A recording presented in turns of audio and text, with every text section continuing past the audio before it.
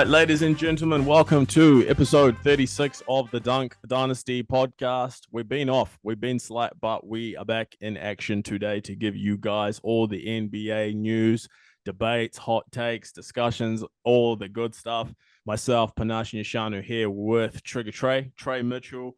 It's a two-man show today, missing the other two, Ethan and Jed, both out and about doing fun stuff, but, you know, we're here holding it down, man. The full-timers.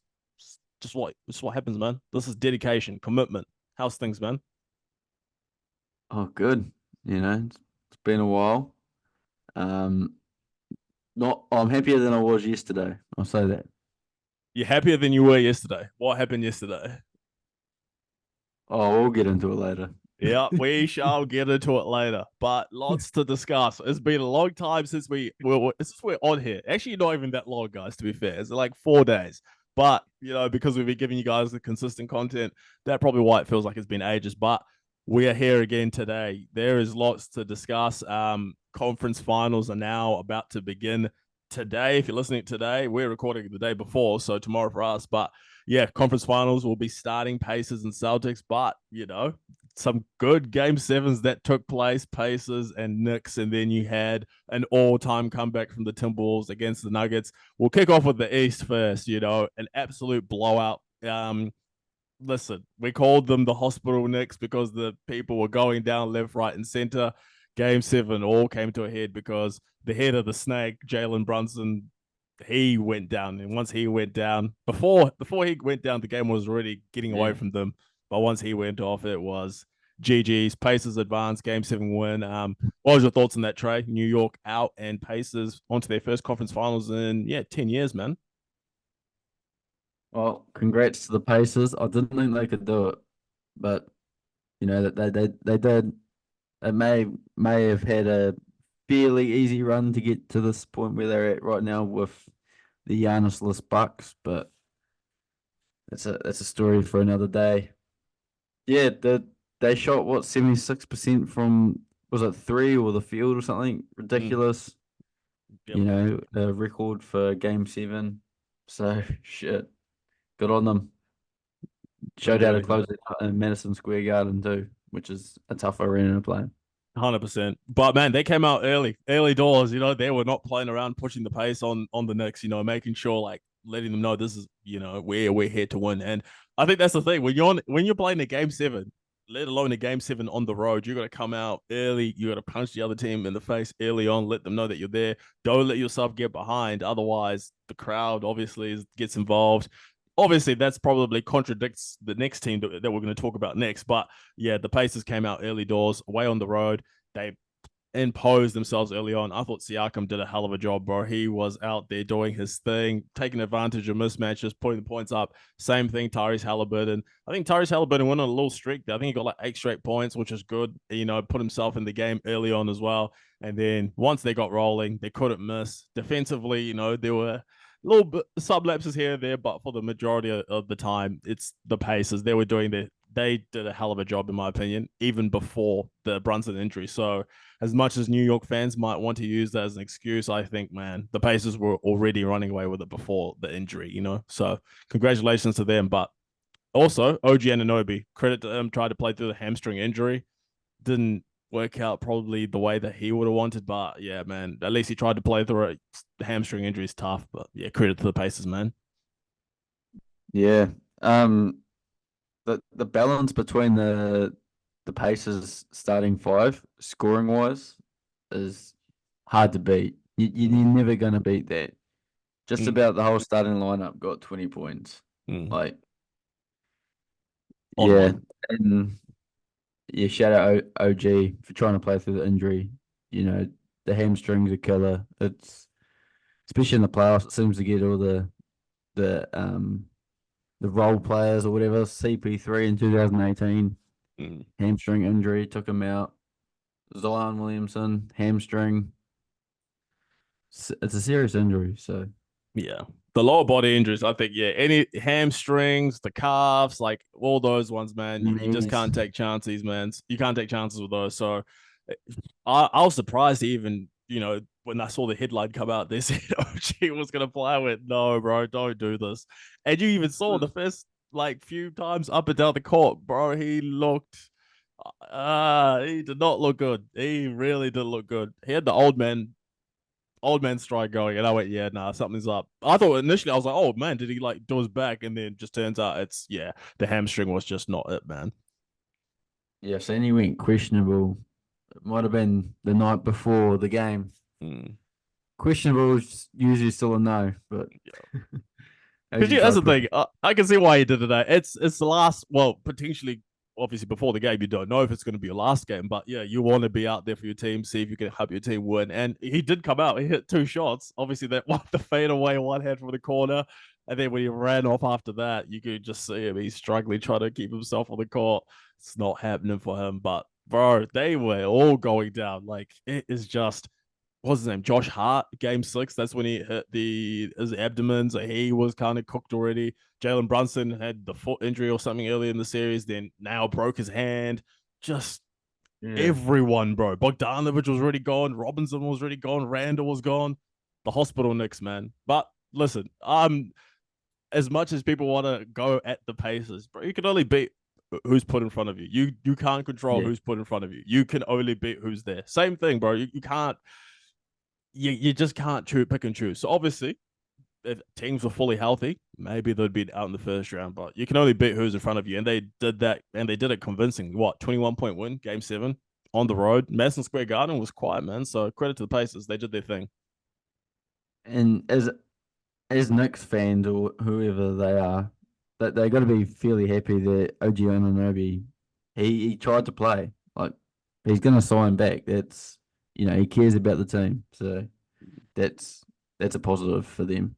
100%. And like I said, we're going to get into those discussions about what the Knicks will do next because, yeah, they're in a very interesting spot here because, as we'll speak about, just made the conference semis again, back to back years. But, look at all these players that they've got. Who's going to stay? Who's going to go? Can you get upgrades? So, but yeah, as for the Pacers, on to the next one, on to your conference finals. And we shall give you our predictions on that after we discuss this next segment, which is discussing the game 7 between the Timberwolves and the Nuggets. Wow. That's all I can really say to describe that is wow. Down 20 points on the road in a game 7. Looked like the lights were out. The lights were shut out, and it was about to be the defending champions are on to the next round. And then a third quarter run for the ages, and then a fourth quarter start of the fourth quarter run for the ages as well. Rudy Gobert turns into Dirk Nowitzki. And I'm just like, wow.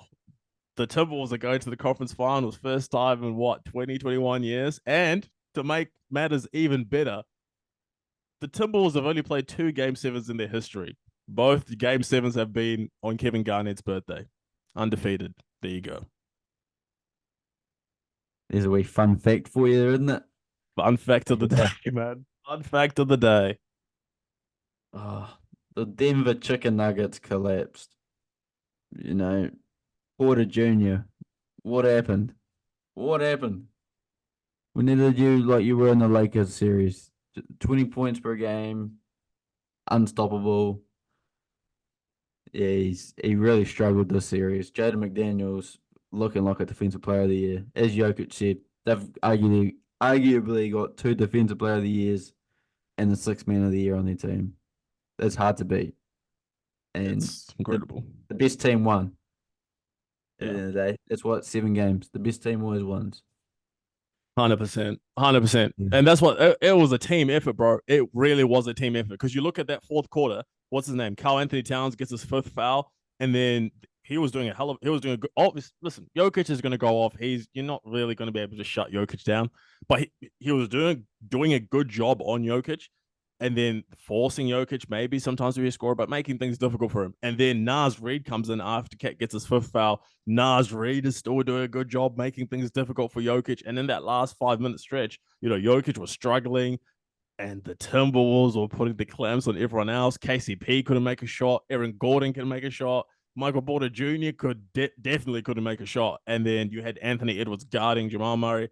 They just put the clamps and locks on them in that last little stretch. And I thought the dagger, there was 3 moments in that fourth quarter where I just went, yeah, the Timberwolves have won this. The first one was obviously Dirk Gobert Rudy Nowitzki, whatever you want to call him, the fadeaway at the buzzer for that. The shot clock was going down. He hits that. I went, okay, that could be a dagger. And then the Anthony Edwards three to cap off and give them a 10-point lead. That was another one. And then the last one was the putback by Karl Anthony Towns. That's when I knew. I went, yeah, series over. The game is done. No, yeah, you're not coming back from that. Like, I'm surprised they actually got up 15 at halftime. Looking at, I couldn't watch the game. I was at work, but looking at the box score now, the third highest score on the Nuggets was Michael Porter Jr. with 7 points. Terrible. Terrible. Jokic and Jamal had 34 and 35. No one else scored more than 7 points on the Nuggets. It's like, what can you do, man? Because you got KCP out there. You got these other guys who are, supposedly supposed to be your shot makers, and they were put in a hole there because Minnesota was kind of comfortable to say we'll run MPJ off the 3-point line, we'll run KCP off the 3-point line, force you to be playmakers, put the ball on the floor, see if you can do something to us, and they just were not able to do anything, man. That defense from the Timberwolves, especially in that third quarter when the game was on the line, series was on the line, and they just start getting stop after stop after stop. Then same thing in the first half, they couldn't get things going offensively. Anthony Edwards for sure couldn't get things going offensively. But then now you got Cat, bro. How big time was Cat? He was Karl Anthony Towns. After all that, after everything we said about Karl Anthony Towns, he was, as Anthony Edwards said, he carried them for that stretch when they were struggling offensively, man. Kept them in the game. Guys coming in there hitting shots. Mike Conley had some big shots in there too. Team effort. Just the better team won, as you say. See what happens when Jaden McDaniels plays good offensively, though. 100%. Like, but I said that after game one. I want to see Jaden McDaniels be a more aggressive scorer or something. He had 0 points in game one, I think. In the last two games, well, game six, I think he had 23 or 25 or something, and they bloody killed them. And then he was probably the difference maker in the game seven win. 23 points, 7 and 10. 100%. It's that team effort, bro. That's the thing. Like, you compare with the Denver Nuggets. You had the two main guys get going. No one else comes with them. No one else can do anything. Whereas, this team here, the Timberwolves, the main star, Anthony Edwards, we're not going to absolve you here, 6 of 24. But teammates, Jaden McDaniels, Karl Anthony Towns, timely shots from Mike Conley. Like, guys were there to support. Guys were there to be backups, to help take up the scoring load. And for him as well, credit to him. That's superstar behavior. I think Kenny Smith talks about it all the time. If you're a true superstar, if you can't get it going offensively, you find another way to impact the game. And the way that he impacted the game, I know that Jamal Murray had 34 points, I think it was, but in that fourth quarter, he was in we call it the torture chamber because of Lou Dort, but he was locked up. He was in handcuffs. He was not going anywhere. Anthony Edwards was on him, bro. And defensively, he's him. Offensively, sometimes he's a little bit, up and down, but he's usually there. He's usually him. And they needed that defense, and boy, did they step up. Massive win, massive game 7 win, and now onto the conference finals, man. Yeah, that's another interesting series. Yeah, that'd be good to watch. There's a massive difference. Like, to be fair, you get through Nikola Jokic, and then now you're onto Luka Doncic and Kyrie. It's like, bro, that's a next level step up. But as we move on, let's segue into that. Let's segue into exactly what you're talking about. The conference finals in both conferences. We'll start off with the Wolves and the Mavs, obviously. Let's go. That's probably the big time main event. Anthony Edwards, Jordan Jr. versus Luka Magic. This is, wow. Two massive shit talkers too, man. Like, they both like to talk, and now you got them going toe to toe. I'm eager to see how this is going to play out. Yeah, but it's going to be an incredible series, but I've got the Mavs. You got the Mavs.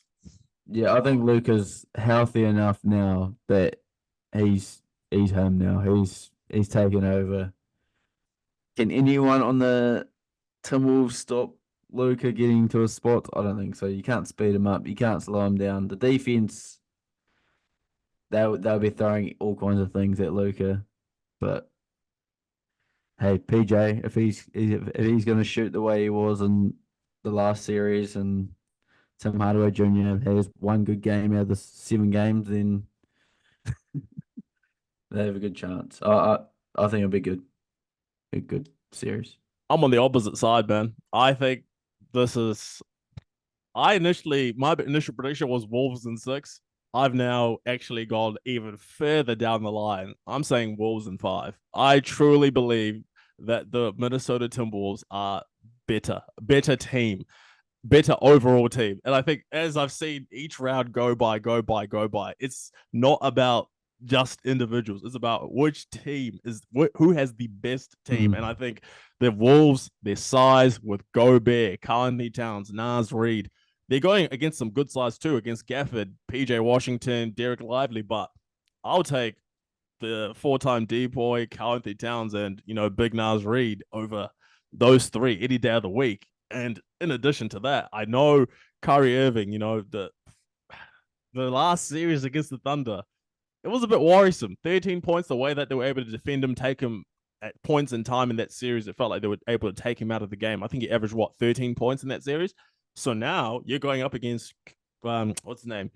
Anthony Edwards and Jaden McDaniels. I'm going, buddy, this could be a lot more difficult for you because, you've got Lou Dort, Shea Gilgis, and Jalen Williams. Now you're walking into defenders who are equally, if not better.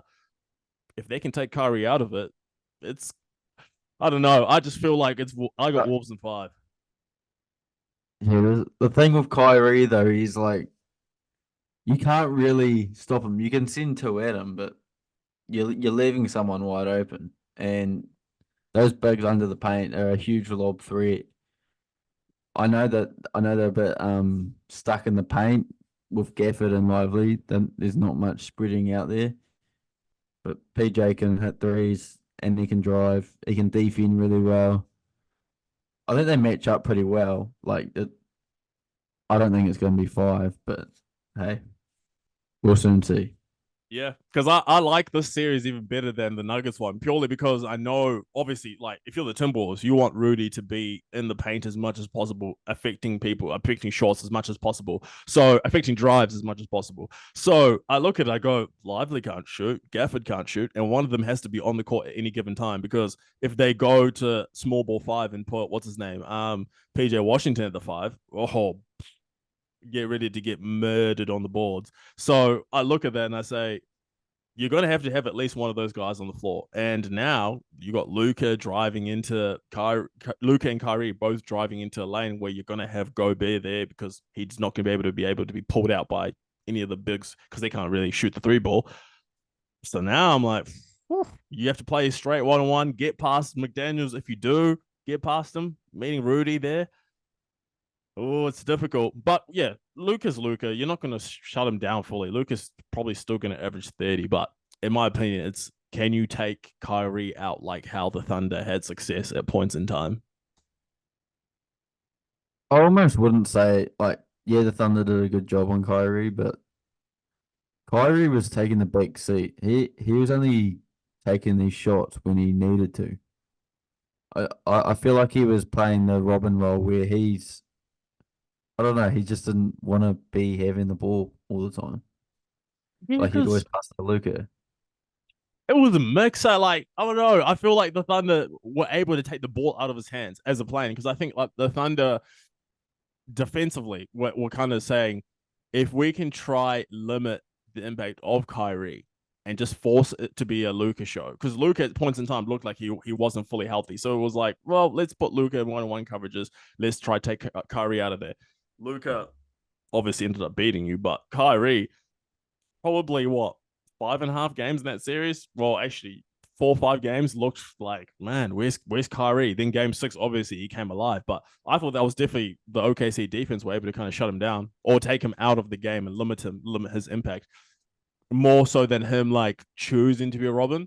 But this series is going to be the one obviously where you're really going to get to see even more because you going up against the number one defense in the league. So you're gonna need to get. I think definitely gonna need to get more out of Kyrie if you're the Mavs.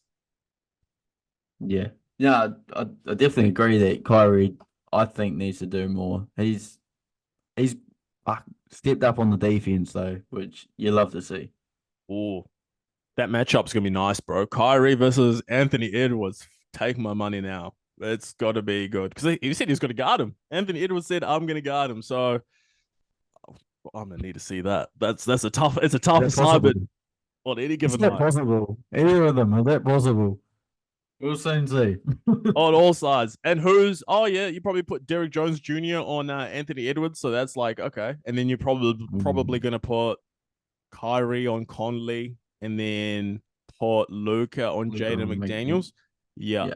So it's definitely going to be on Jaden McDaniels, I think. Be aggressive. Same thing as you were in game 7. Be aggressive.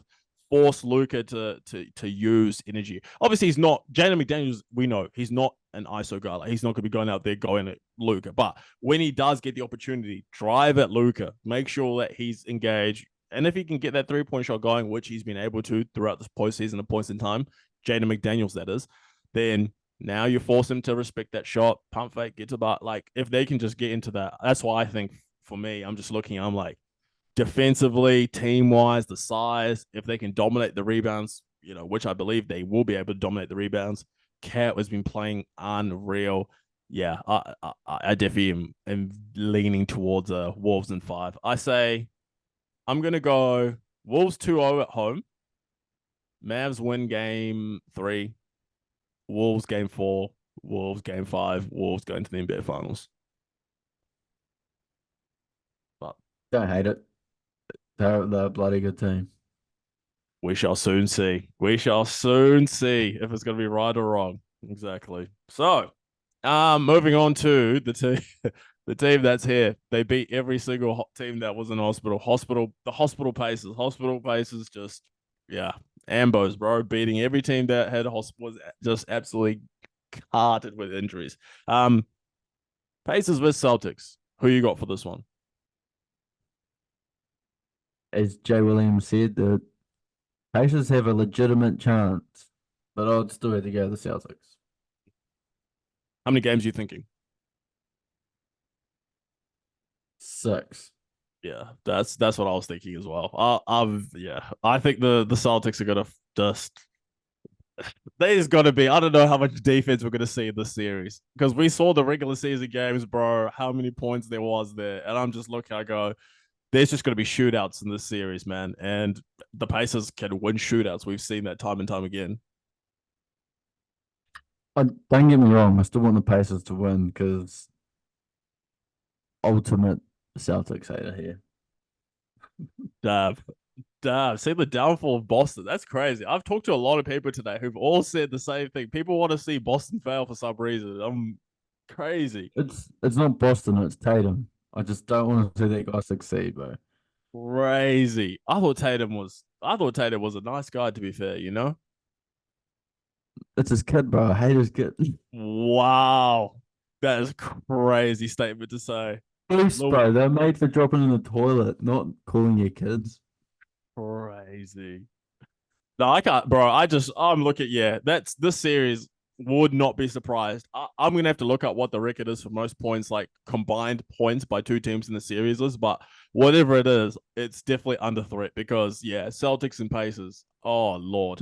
Yeah, the regular season games was just sprint, no defense, get the ball out of the basket, back into offense, just quick, quick, quick, quick, quick, quick. And my hot take for this series, I think we're gonna see at least one, yeah, 150 140. point game. I'm gonna say 150 point game is 150. yeah, 150 No point game. KP that way for the first 2 or 3 games, isn't Yeah, it?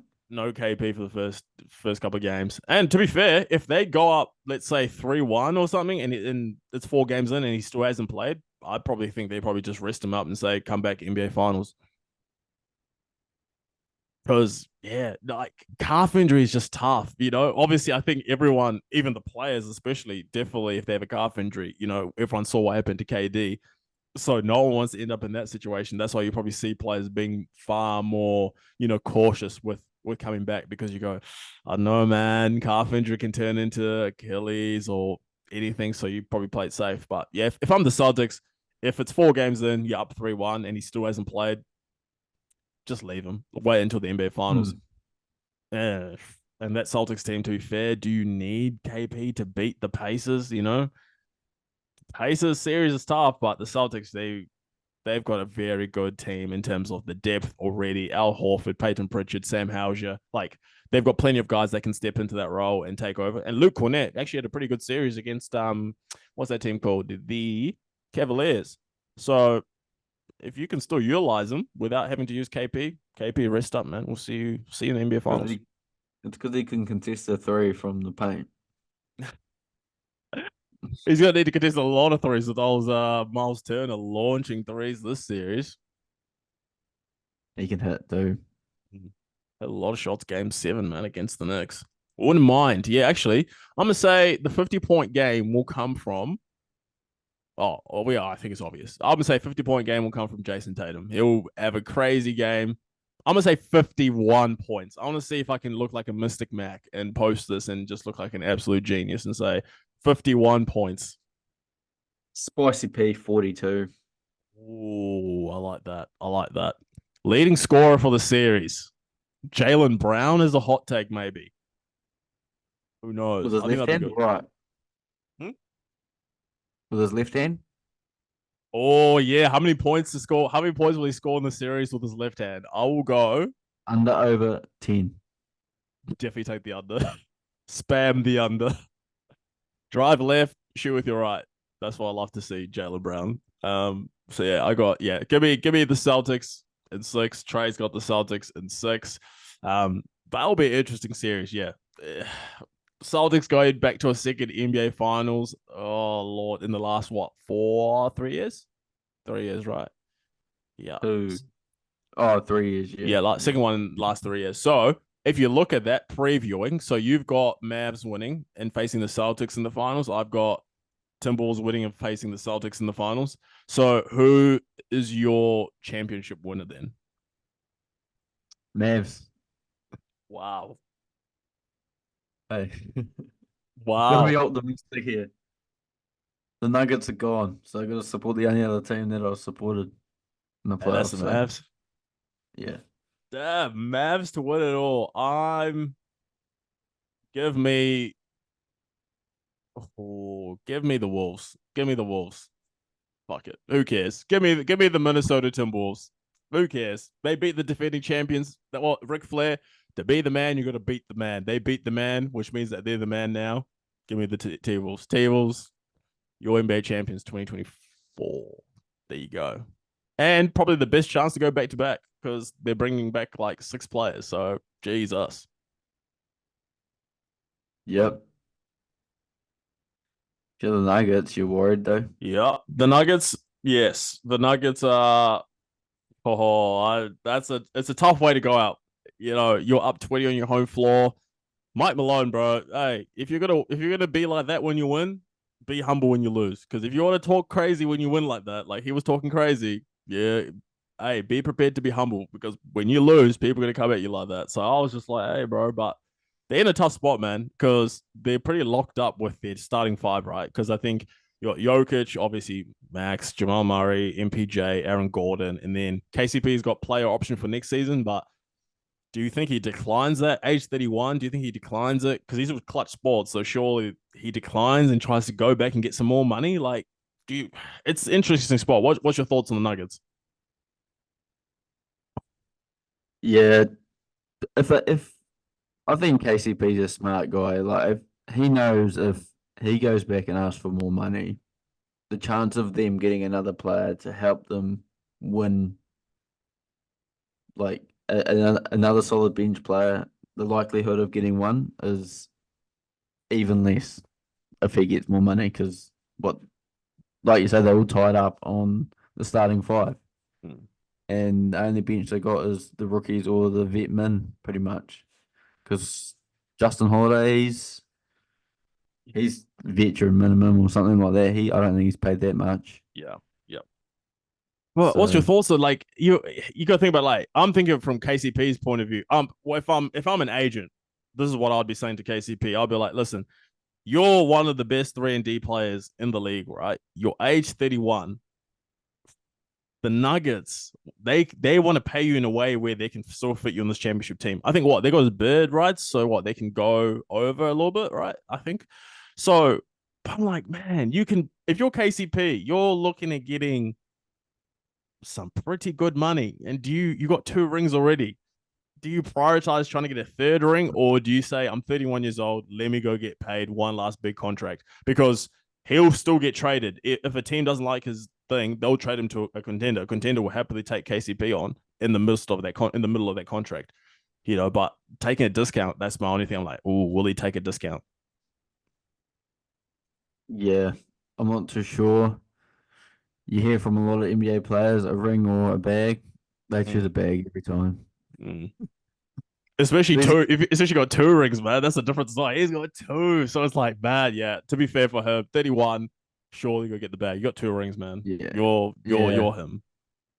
These NBA players want rings after they get the bag. Yeah, It's not the ring and then the bag. It's the bag and then the ring. yeah. That's how it goes. But he's been one of the fortunate ones though, where he got it first. And then same thing, Bruce Brown got the ring last year, and then now chased the bag. So maybe KCP does the same thing. But yeah, they're in a tricky spot because the way that these new rules now work, I don't know. They would almost need KCP to leave for them to be able to get two decent role players to add on. Because we saw this offseason, man. That bench is, let's be honest, it is not it. Christian Brown, all these other guys like Justin Holiday, Reggie Jackson, they all had their moments, but there was not that consistent sixth guy that could go out there and get production in these, playoff games. So you definitely want to prioritize getting, I'd say for them, you want to get two probably really good role players that you can add in that can put points up on the board for you, because you can't just have your main shot creators just be Jamal Murray and play through Jokic all the time. Like, bro, you're gonna need these other guys to be playmakers and hit shots sometimes.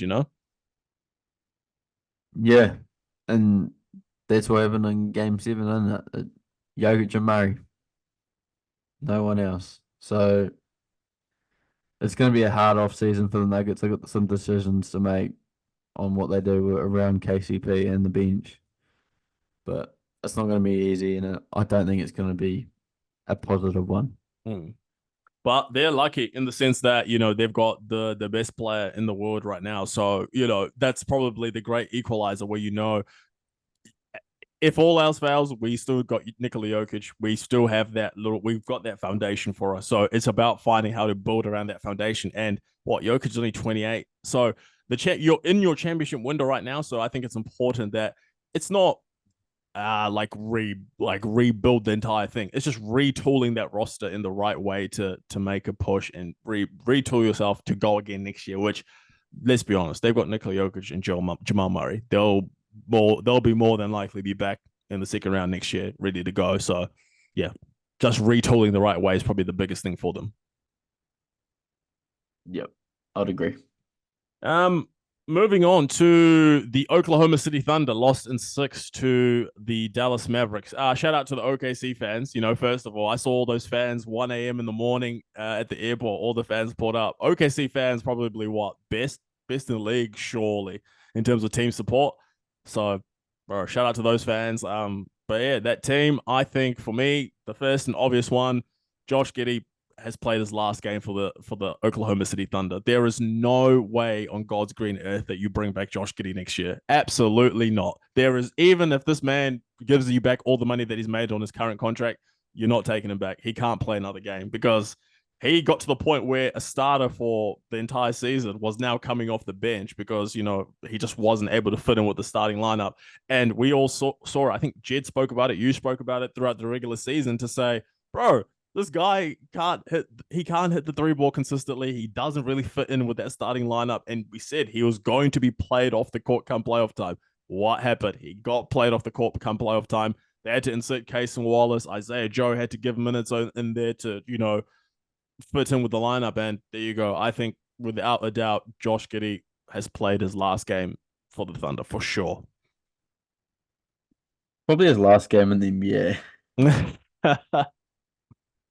Well, like if you're a guard and you can't shoot, what do you do? Like Ben Simmons, yeah, he was good for a while, but you're pretty limited. Teams find ways to stop people that can't shoot. And Chet Holmgren, get in the gym and start eating some pies, mate. You need to put on some beef. Let's go hit The up Shaq, way, man. yeah, the way you get thrown around in the paint and like, you get shoved out of the way. You're pushed over too easy, I think. But he contests some shots really well. He blocks shots. Yeah, there's not much Thunder need to do. You're really young. You've got time. You've got assets.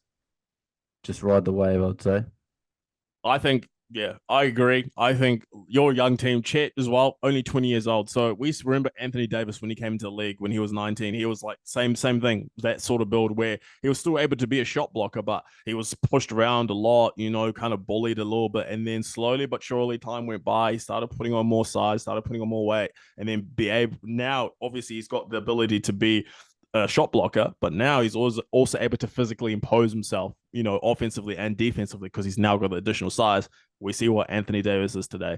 I think Chet Holmgren, same thing. He'll slowly but surely put the size on, but yeah, they've got such a good team that they made it to the second round as what the youngest team. Was it the youngest team in the league, or they were definitely up there in terms of being the youngest team in the league. You made it to the second round, and you look at that team like, bro, you really, in my opinion, you come back, but you definitely, I think for sure, Josh Giddey is gone. I think probably get some additional size that fits with that team the way that you want to play. I've said it over and over again. The guy who I want on this team, Larry Markkinen. I think Larry Markkinen is perfect for this team. He's a guy that can create his own shot. He can hit the three ball. He's not a liability on defense. The only problem, as you said the other day, Trey, was Danny Ainge will ask for the Danny house. Ainge.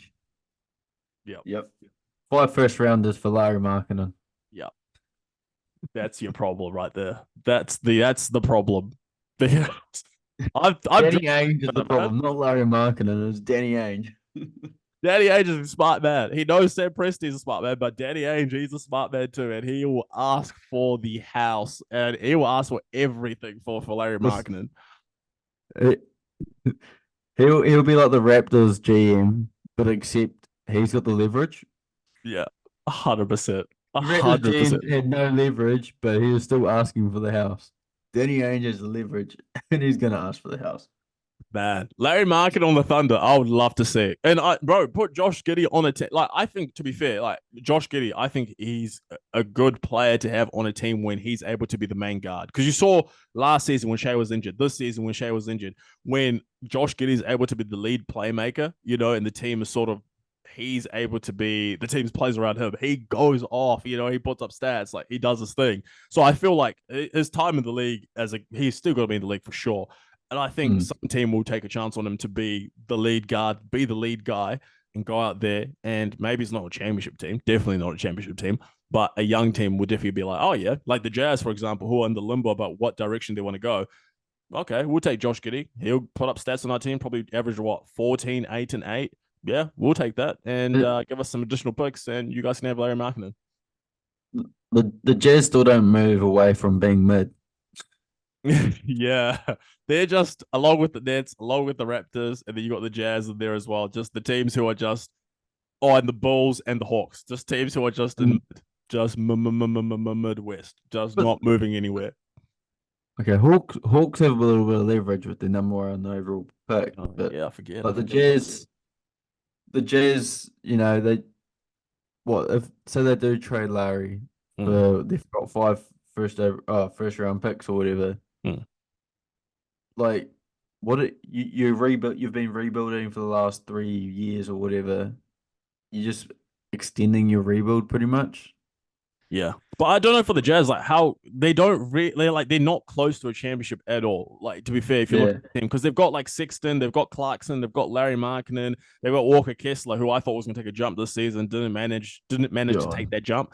But they've got guys, but none of those guys, you're not looking at that team like, oh man, they're one piece away from being a contender. Like there are several pieces away from being a contender. So if I'm them, I'm like, if we can get picks for Clarkson and Markkinen, let's just extend the rebuild and then see what we can get in the draft and try be like an OKC maybe where you try get lucky in one of these trades and snab a guy who, you know, wasn't Nab or Snab? Nab a guy who's like got potential like a Shea, and then see what he can do for your team with around these other picks. And if they develop, they develop. If not, you've got a freaking treasure chest of picks to play with, you know? Did you just compare Getty to Shea? Do I compare who? Getty to Shea? No, I said they can see if they can grab another young star. I didn't specify Giddy. If they have another young star similar to Shea, Oh, okay. doesn't have to be Giddy. Please be someone else. I hope. I thought you were comparing the like a similar trade, like how Nah, it was nah. Shea and 5 first rounders, but it'd be Getty and 5 first rounders. Oh man, Giddy will be Giddy living in Utah though. Great place to live. I've heard. Not many Probably 18-year-olds there, eh?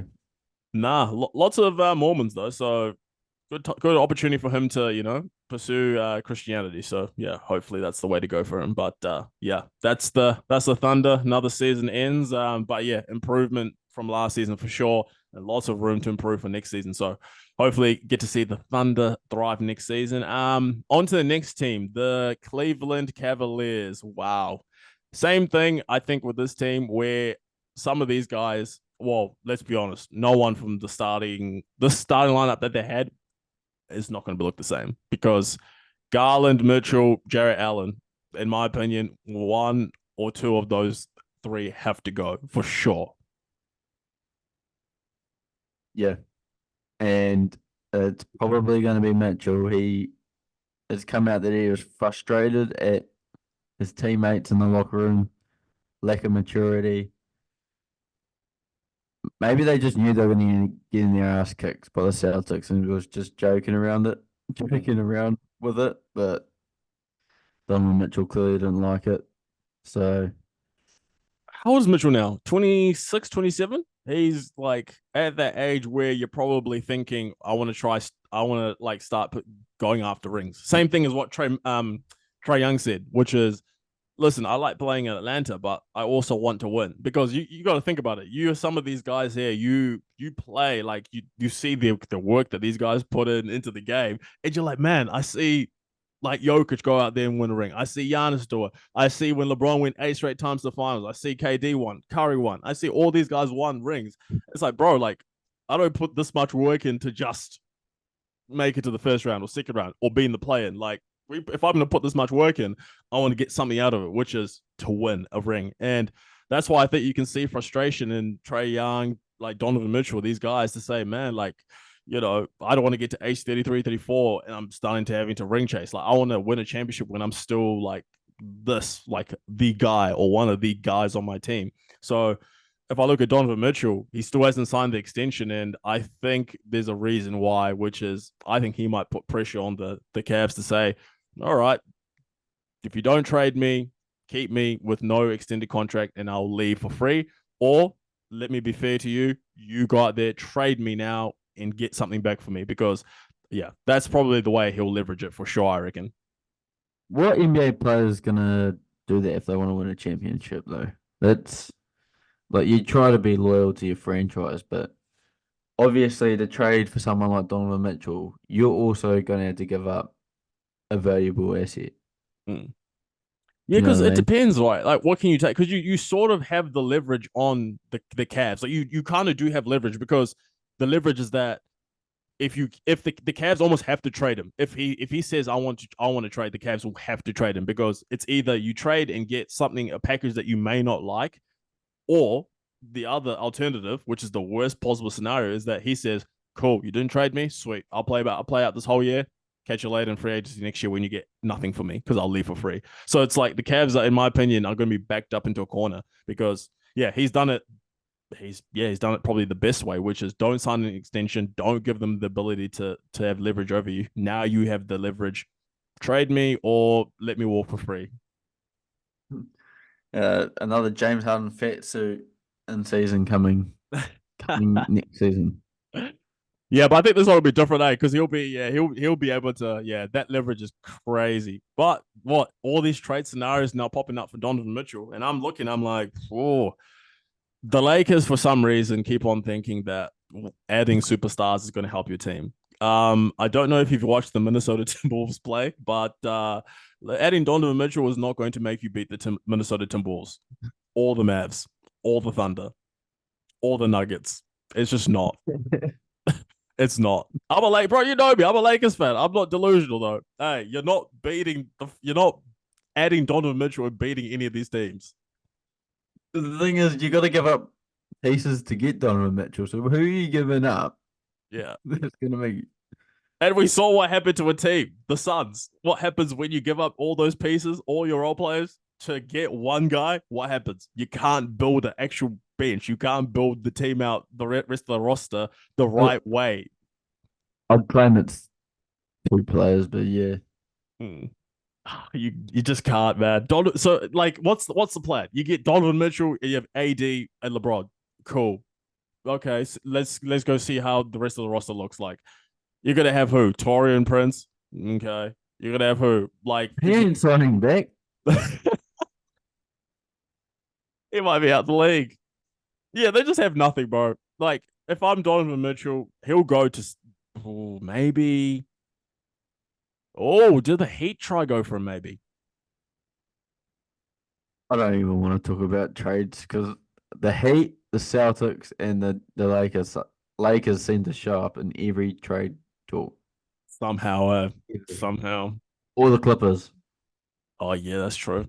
Yeah, yeah, yeah. But I think for sure, no matter what way you look at it, Donovan Mitchell, I think for sure him, and then also Jarrett Allen. I think Jarrett Allen got to go because you see how well Mobley played when there was not another big on the court. And plus, I was looking at Mobley as a five, and I go, bro, look at Chet Holmgren play the five. Look at all these other guys play the five. Like, come on, bro, we don't need Jarrett Allen here. And plus, if Mobley, why are we in 2024 playing with twin towers, two guys who are not elite shooters? Like I understand the Timberwolves doing it because as Karl Anthony Towns says, he's the best big man shooter of all time, which is not true, but he's up there. That's why that twin towers works. Those twin towers doesn't work. After all that, Yeah. towers does not work. Mobley shoots like 10% from 3-point line. I don't think I've ever seen Jarrett Allen shoot the three ball ever in my life. So not blow it up. Just either Mitchell has to go or Garland has to go or Jarrett Allen for sure has to go without a doubt. Someone had to drive a plane through one of them, eh? Damn, that is crazy. Considering we're about to talk about the New York Knicks, that is crazy. Considering we're about to talk about New York, talking about planes is crazy. Planes driving through things is wild. But talking about the New York Knicks, man. I won't make the joke. Because I think we might be cancelled if I do.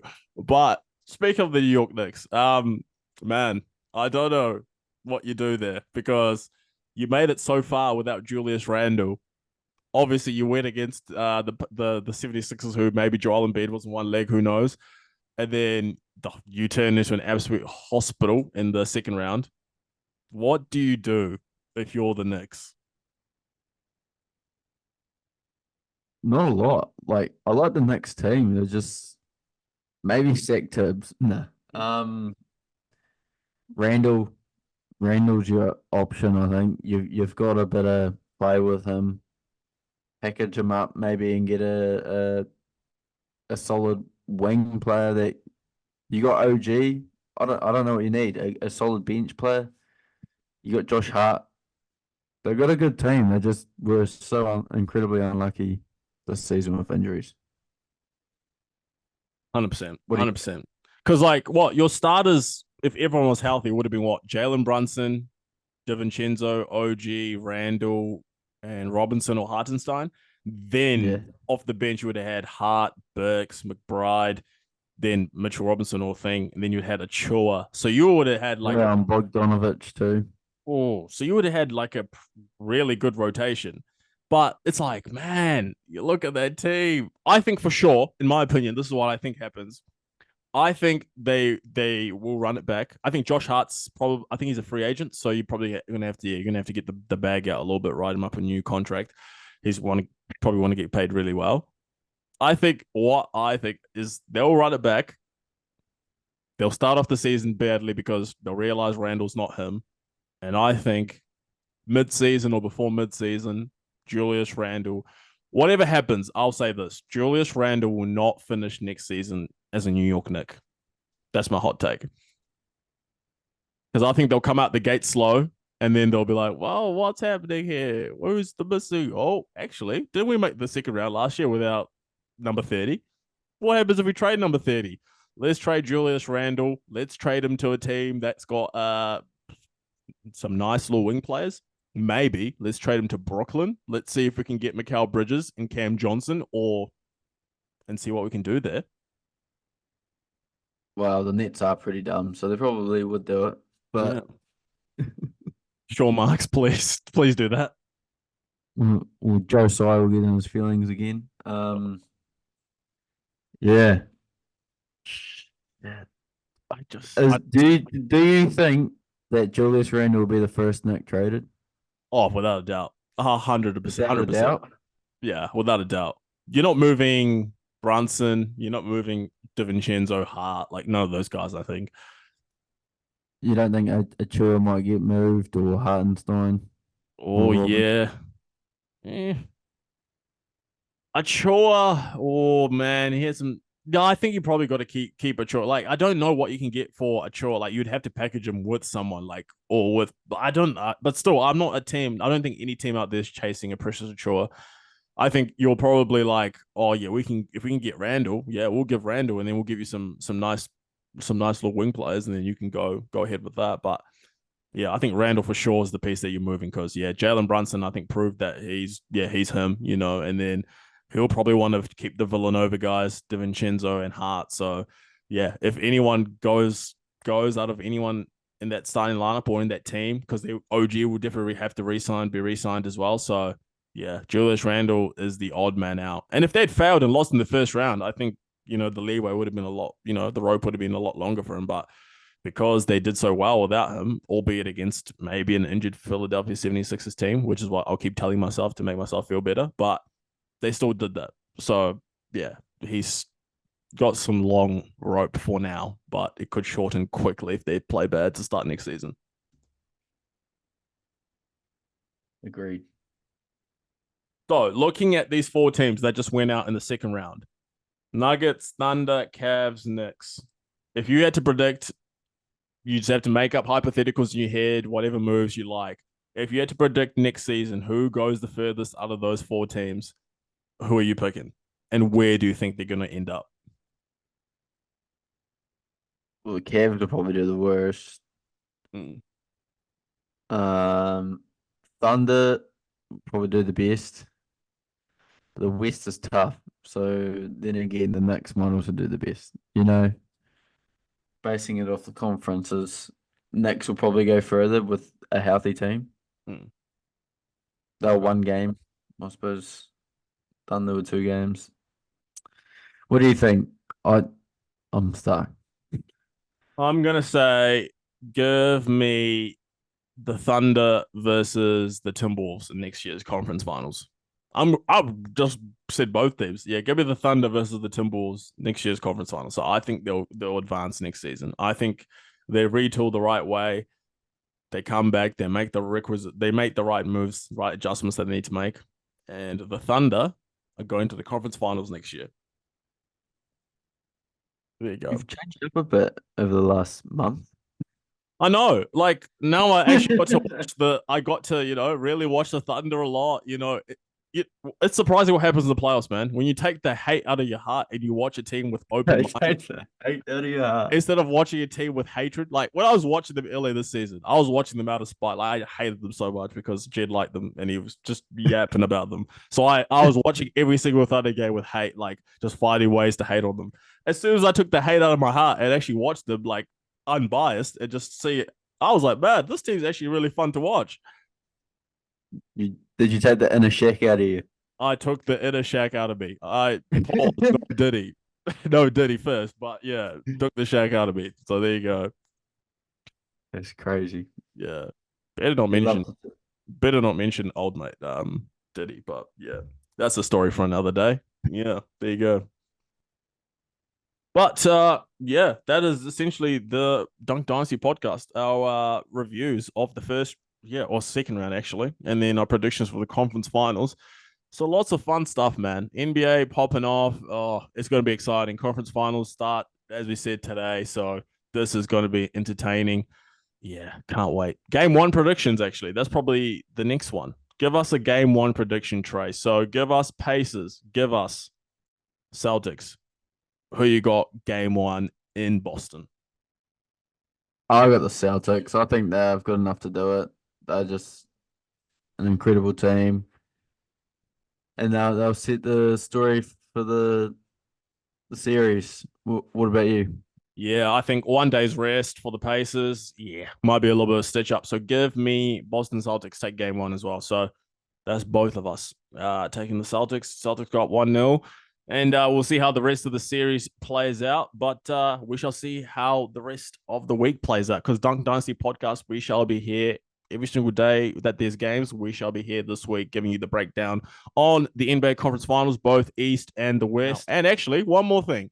Thanks again to everyone for all the support on Instagram, Facebook, TikTok. We appreciate the support.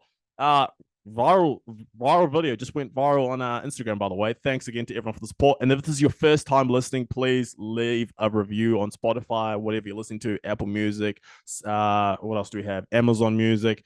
We're on YouTube too. Go check out the channel and keep supporting. Follow all the things for all the different updates on where we're going to be dropping new episodes.